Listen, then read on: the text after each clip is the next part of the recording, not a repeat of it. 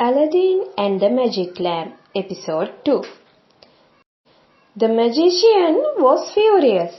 He fell into a rage and barked out more magical words. The giant white quartz crystal rose up, hovered over the hole and landed. All went dark below. Aladdin was trapped. For 2 days, Aladdin despaired. Why didn't I just hand over this old lamp? Who cares about it? Anyway, whatever might have come of it, it couldn't have been worse than this. What was I thinking? Rubbing the lamp, he moaned, "Oh, how I wish I could get out of here." At once, a huge genie rose up into the air. "You are my master," boomed the genie. "Was that your first wish? To get out of this cave? 3 wishes are yours to command." Aladdin's mouth fell open, amazed. He mumbled, "Yes, of course." More than anything, he wanted to get out of the cave and go home. The very next moment, Aladdin was outside his own home, still holding the lamp and with his old jewel fruits in his vest pockets. His mother could not believe that tale her son told her. "Magic lamp?" she laughed. "That old thing?" She took the lamp, grabbed a rag and started to clean it.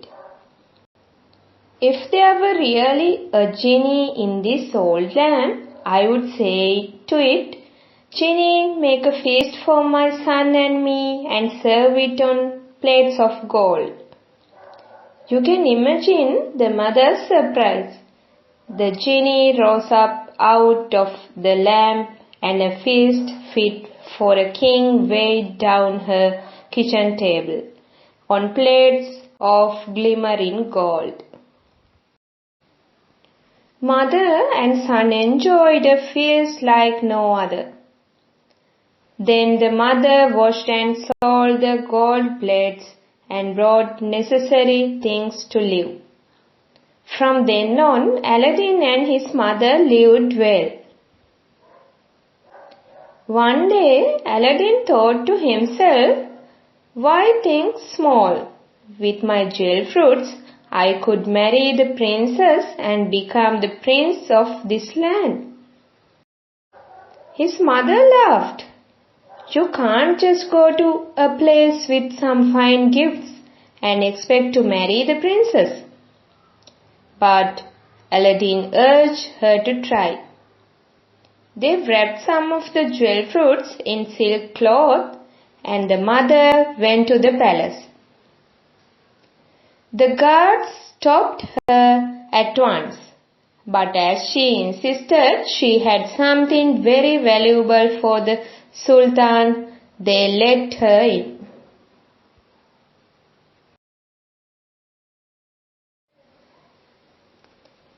Said the Sultan, "What have you brought me in those silk racks?"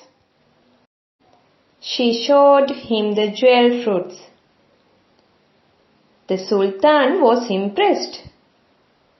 "But if your son is as worthy of my daughter as you say, he must bring me 40 golden trays of the same gems carried in by servants." The mother went home and told her son the Sultan's demand. "It's no problem," said Aladdin. "Call for the genie and make your second wish." And so his mother rubbed the lamp and made her second wish. Before long, she was at the steps of the Sultan's palace with 40 golden trays of the jewel fruits carried in by as many servants. The Sultan was pleased. "But you cannot think this is enough to win the hand of my daughter," he said. "To truly win my favor, your son must build a golden palace for he and my daughter to live." The mother brought back this news too. So for her third wish, the mother asked the genie to create a golden palace. The next morning, right outside the Sultan's bedroom appeared a huge golden palace, gleaming in the sun. Meanwhile, back at Aladdin's home, his mother said, "It is time for you to go, my son, to meet your princess." Her wishes spent, she gave him the lamp. The next morning, the Sultan called for his daughter. "Look at this palace," he said, pointing out the window. "This is the husband for you." "What do you mean, father?" said his daughter. "What do you know about this man? Have you ever met him?" "What's there to know?" said the Sultan. "He can make a golden palace appear overnight. He's even more powerful than my royal advisor, the Wizard."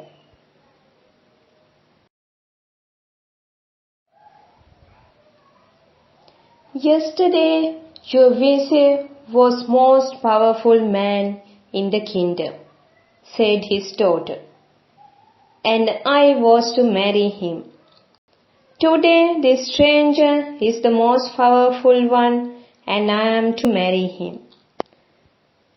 Why do you think it matters to me who's the most powerful?"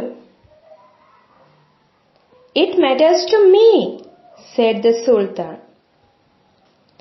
In a lower voice, he said, "Daughter, you are just excited to get such a fine husband." "I can't believe this." The princess threw her arms up in despair and she left. In her dressing room, the princess groaned. To Nadia, her lady-in-waiting, she said, "My father is determined to marry me off, no matter what." "But madam," said Nadia, "isn't this wonderful stranger an excellent match for you?" The princess sighed. She looked at her lady-in-waiting. "You don't know how lucky you are," she said. "I would rather live your life than be handed off in this way." "And I would rather live yours," said Nadia. The two of them stared at each other for a couple of moments. They were about the same height, with the same color hair, with all the scarves maidens like them wore. "Let's do it," they said together. And the two of them changed clothes. Just then, Aladdin was riding to the Sultan's palace on a white horse, ready to meet his bride. The Sultan warmly greeted him. "Stay here in my palace until the preparations for your wedding are complete," he said.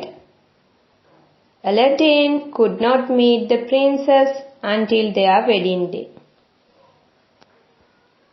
He caught a glimpse of Nadia from a distance, covered in scarves, thinking she was the true princess.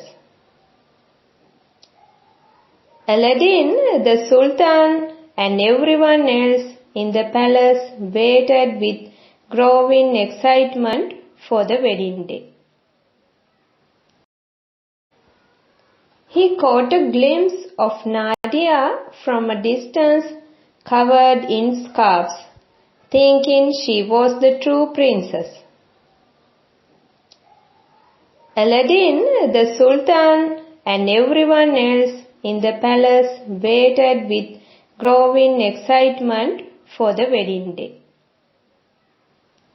Except for one person, the uncle magician who had left Aladdin trapped in the cave was also the Sultan's vizier. He had recognized Aladdin at once. He knew there could be only one reason the young man could present all this magic to the Sultan. Aladdin must have escaped from the cave and with the lamp. "I will get my revenge," said the vizier.